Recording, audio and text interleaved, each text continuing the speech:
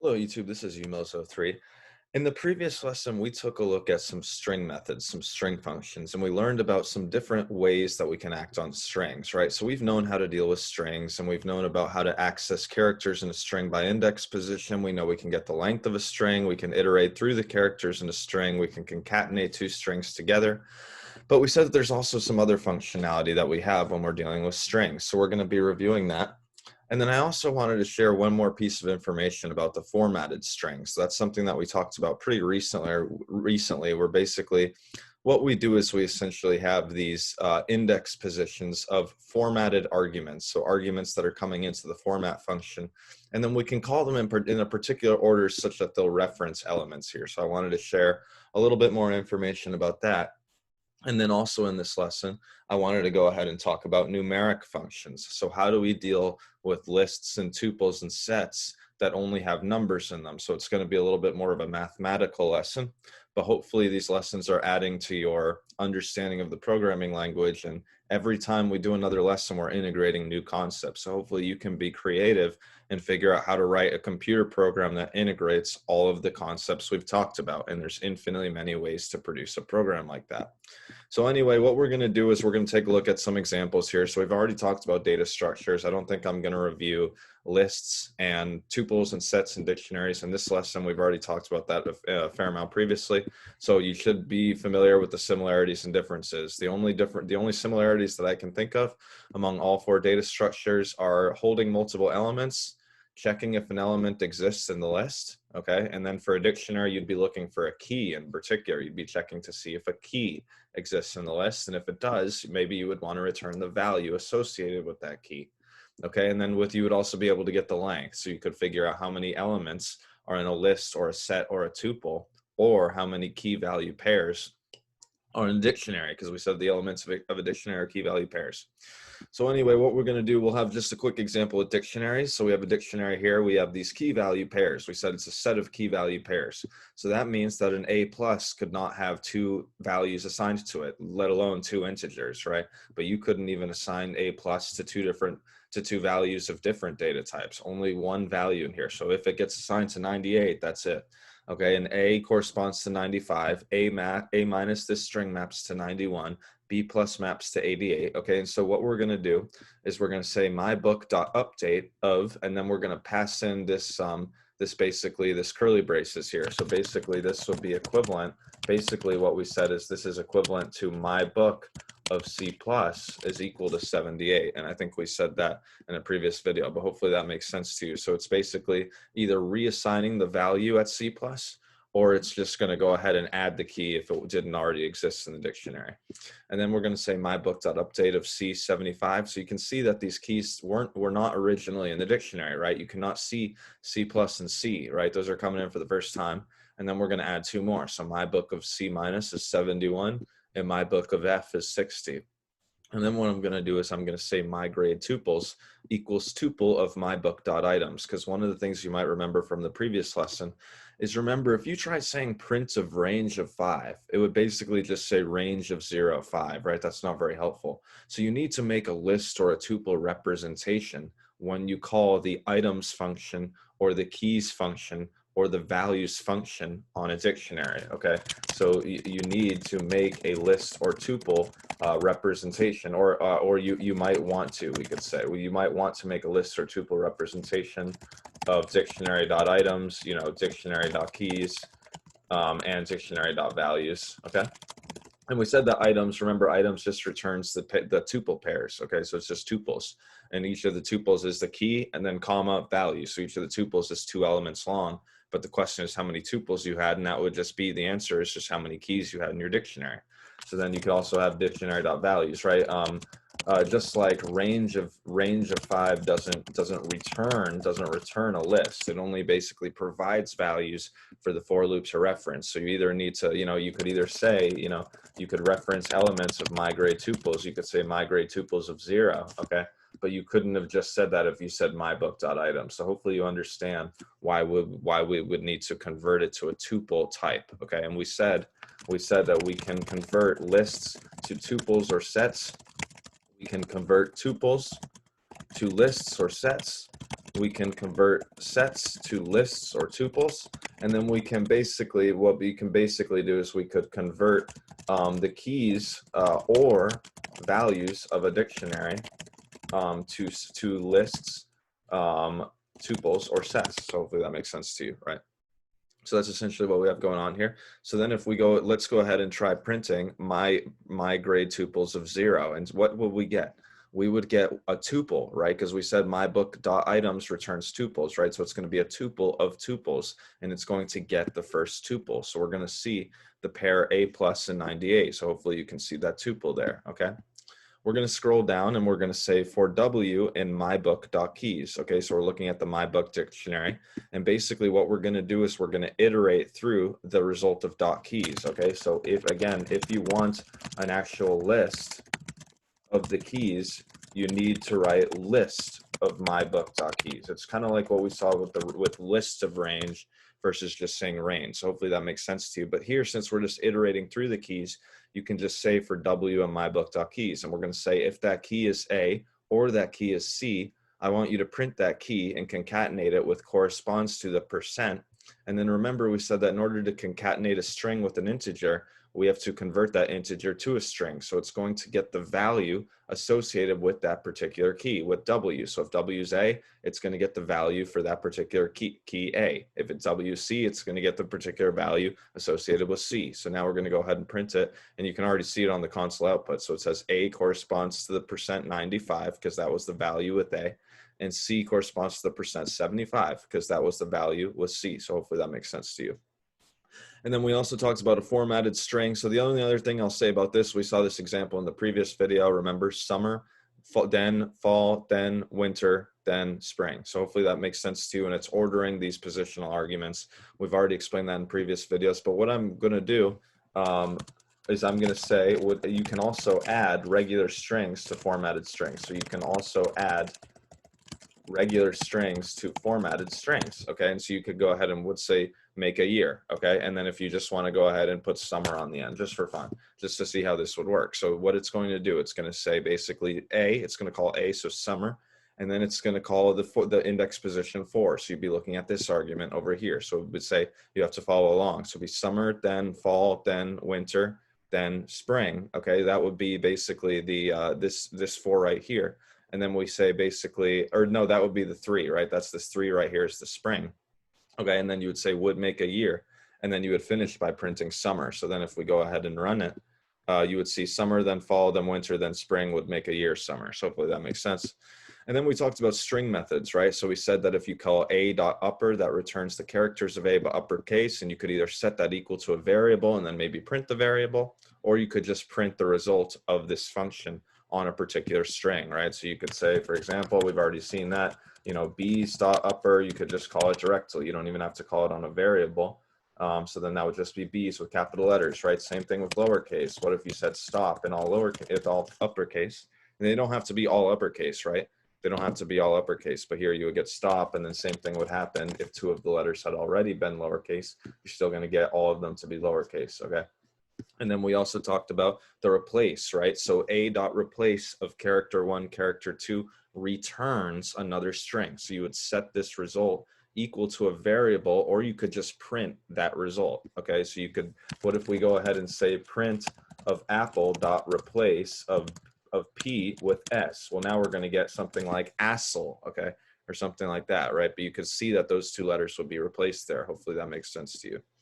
And then we also talked about, and obviously we can do length of a string, index position. We already are familiar with those things. Remember, we can do int of string, float of string, string of int, string of float, and string of Boolean, right? We said that just gives the string representation, okay? String of true is true, right? String of false is false. It's just the string representations.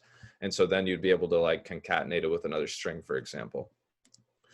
One of the things I didn't bring up in a previous video is that you can also do the int of a Boolean. Okay, so we've talked about all these different data types. We've talked about all these different data type conversions, right? And we know that bool of 2, bool of anything other than 0 or false is true. We've already talked about that.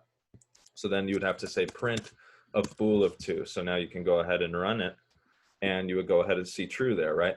But then what if you said int of false? What if you think int of false would print? So int of false. So we can go ahead and run this and take a look at what would happen here.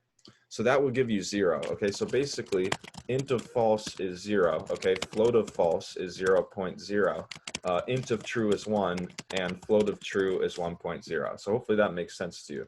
Okay, that's basically what we're going on here, what we have going on here. So that was how you would do the numerical form of a Boolean. So now if you say, what if int of bool of 55? So what would this return? Well, bool of 55 is true, and we would say int of true is 1. So that would go ahead and print 1 on the console. So hopefully that makes sense.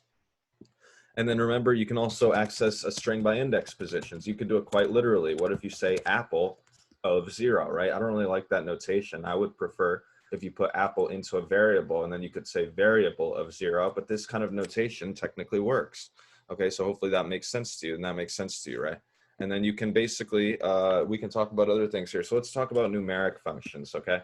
So basically, Python makes available to us some numeric functions, okay? Basically, this allows us to operate mathematically with data structures such as lists. So let me give you an example. What we're going to talk about is we're going to say max of x, y, z, okay, returns the maximum value in a list. Okay, so if you say print max of 5, 8, 1, -1, 8, okay, let's go ahead and run this code, and we can go ahead and see what happens here. So this would print 8. So you can just say max of, and then you just need to pass in any number of arguments, okay, pass any number of int or float arguments into the max function to get the maximum, right? And then you can do the same thing.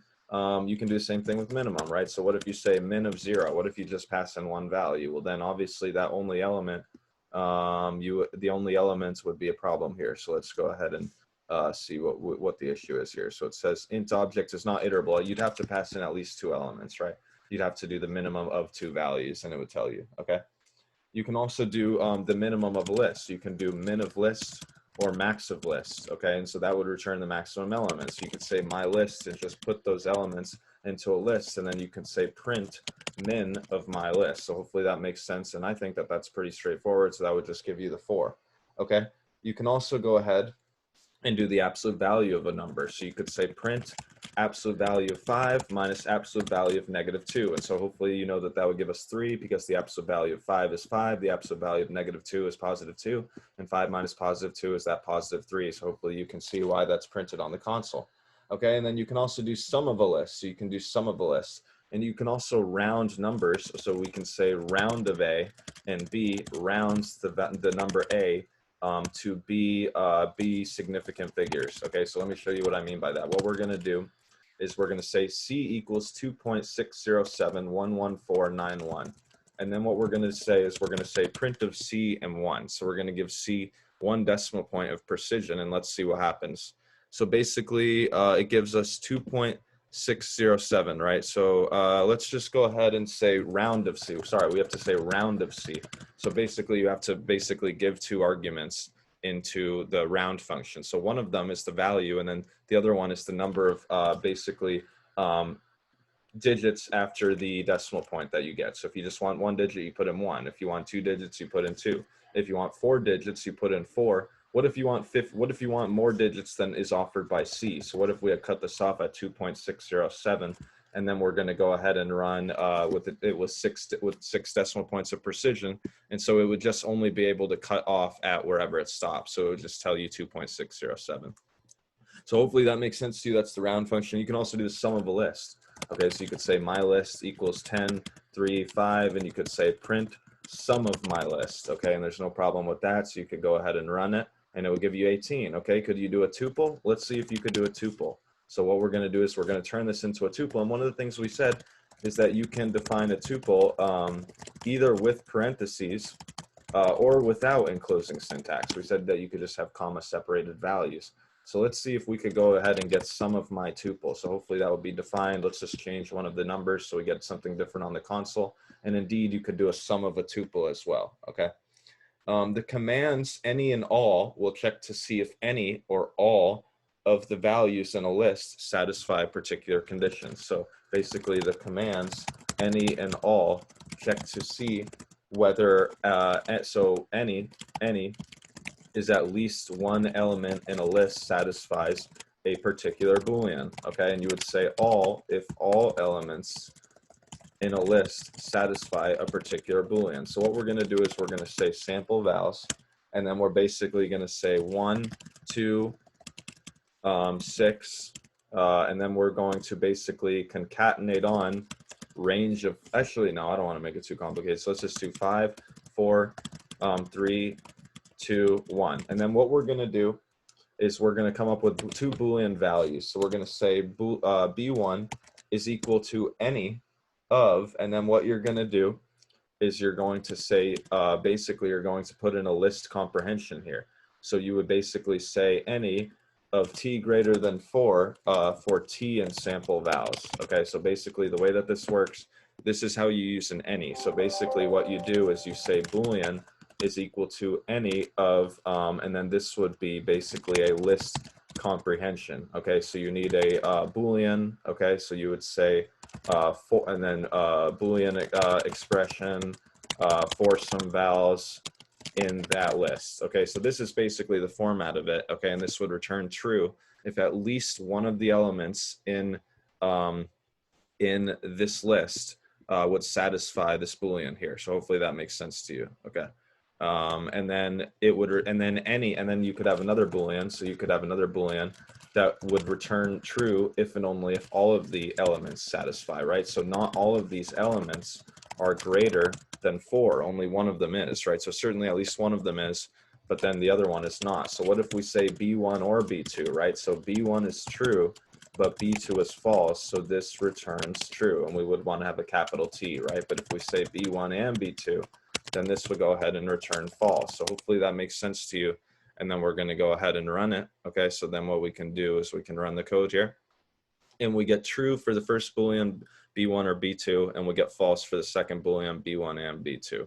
So hopefully that makes sense. And then the last thing I want to talk about is the enumerate. Okay, so what the enumerate function will do, the last thing we'll do in this video is that the enumerate returns parentheses pairs, so tuples, connecting each index position in a list to the element that occupied that index position. Okay, so enumerate of list does not return a list, but it can be used as an iterable with a for loop. So for example, this is basically something, compare it to range of 4, right? Or if you said dictionary dot items, remember that these don't return lists, but they can be iterated over, and you can grab a list, tuple, or set out of them by saying, you know, list of enumerative lists. So let me tell you what the hell I mean by all this. So what we're going to do is we're going to say v equals 9 to stop and start. So this is a list, and then what we're going to do